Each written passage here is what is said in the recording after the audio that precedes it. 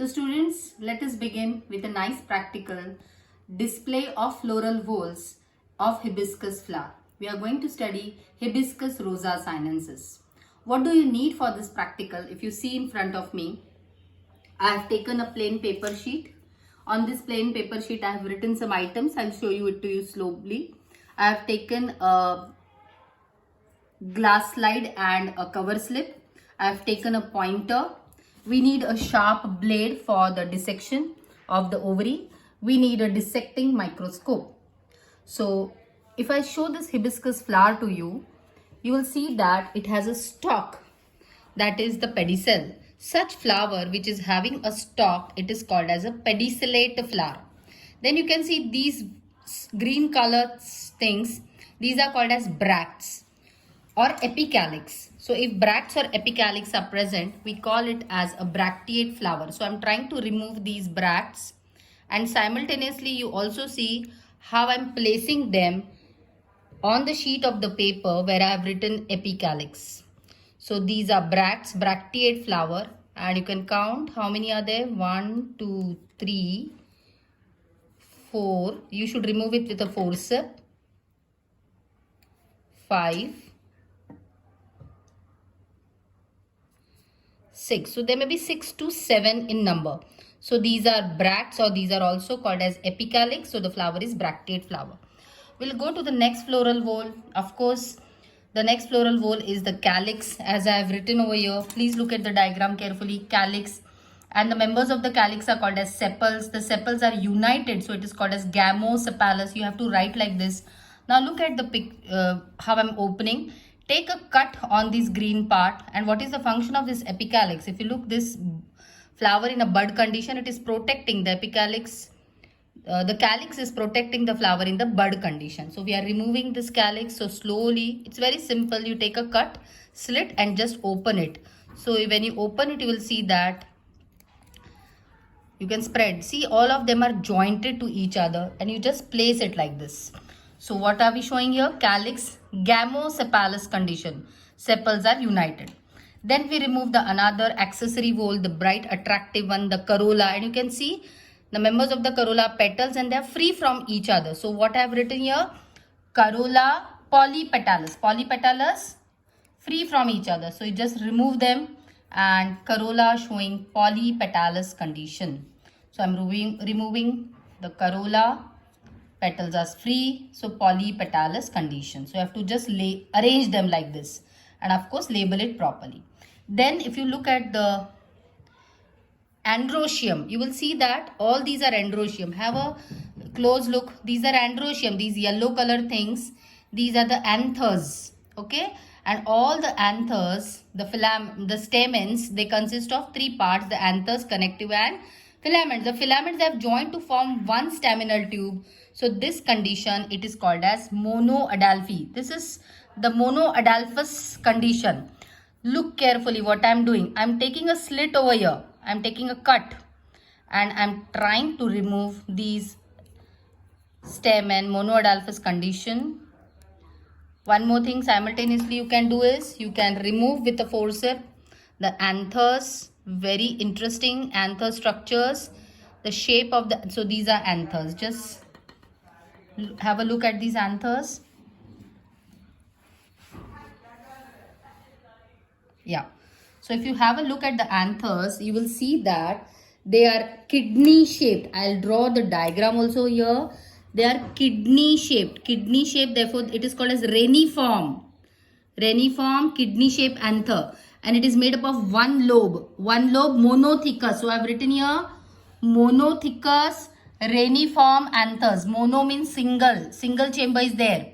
And reniform, kidney shaped anther. This is a very special, peculiar character about the anthers in case of hibiscus. Monothecous reniform anthers. And then we will try to remove this staminal tube again. Have a look at this. I am trying. Just slit. Take a slit over. You can practice at home. And then I hope you are able to see the ovary. I am slitting it. See, can you see the ovary inside? Now what I am doing is I am inserting this inside, and I'll just open it like this. It's very simple. It's sticky because Malvaceae family.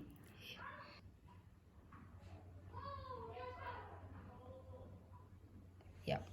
So this is the stamen which is showing monoadelphous condition. Number of stamens have joined together to form the single stamen. And when we have removed this, what did we get? We got this pentacarpellary syncarpous pistil or carpel. And look at this pistil or carpel. How is the pistil and carpel? The pistil and carpel, it has a ovary. Look at this picture. This is the ovary. This is the style, and you can see here the stigma. The stigma is showing five in number, so they are joined. So it is pentacarpellary, and syncarpous means they are joined. Now I will take a cross section of this ovary. So in the exam, you take a sharp blade. You can have a look. Take a cover slip. I have removed extra flower. I had one more flower, so I took a ovary. And in this watch glass, we will just take such sections of this ovary. Thin sections we are going to take of this ovary. So with the help of the brush, you can collect these sections of the ovary of the hibiscus flower. So we'll take few more. And then we are going to mount this TS of ovary on a slide and see it under dissecting microscope. So I think these are enough. So I have taken them in water. When you're placing it in water, it avoids desiccation. And then you take a drop of water on the slide. You can also mount it on, be careful with the blade. Take a drop of water. You can mount it in glycerine also, but in this case I'm mounting it in water. Okay, slowly see that you're placing the cover slip. It is transparent. I hope you can see. I'll just hold it on the flower so you can see the cover slip. You dip it in water, as I always tell you, and slowly release it so that no air bubble comes, and take care that no air bubble is there. And if I try to zoom and show you, I think you'll be able to see that it is pentacarpellary syncarpous. I'll take it on a red color background so it is clear to you. So let us see if it is possible for you to see that it is pentacarpellary syncarpous. It's not so clear, so let us see it under microscope. Till that time you see this diagram, you can see in this ovary there will be such 5 locules, compartments. Each locule will have 2 ovules, and in the center there will be placentation. As the placentation is in the center, it is called as axile placentation.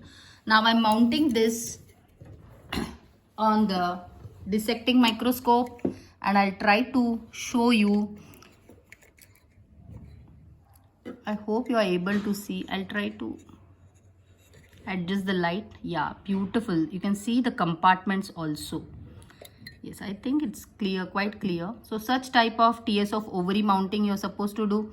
Though it won't be asked in the exam for you to mount the ovary, but this is the way how you mount it under the dissecting microscope. But you will be getting marks only for this page. So this page is very important, students. Again, have a look at this page. Once again, I'll go and revise it. First, you place all the epicalyx. Okay, mount the epicalyx, then mount the calyx, write it gamosepalous condition. Then corolla polypetalous, then stamens monoadelphi condition, then reniform anthers monothecus. So if there are 5 carpels or 5 pistils fused together, then we call that gynoecium as pentacarpellary syncarpous gynoecium. So overall, this is very, very important. You should display this practical in this. So student, this practical will be asked for 4 marks, and I hope you have understood this practical very well. Thank you.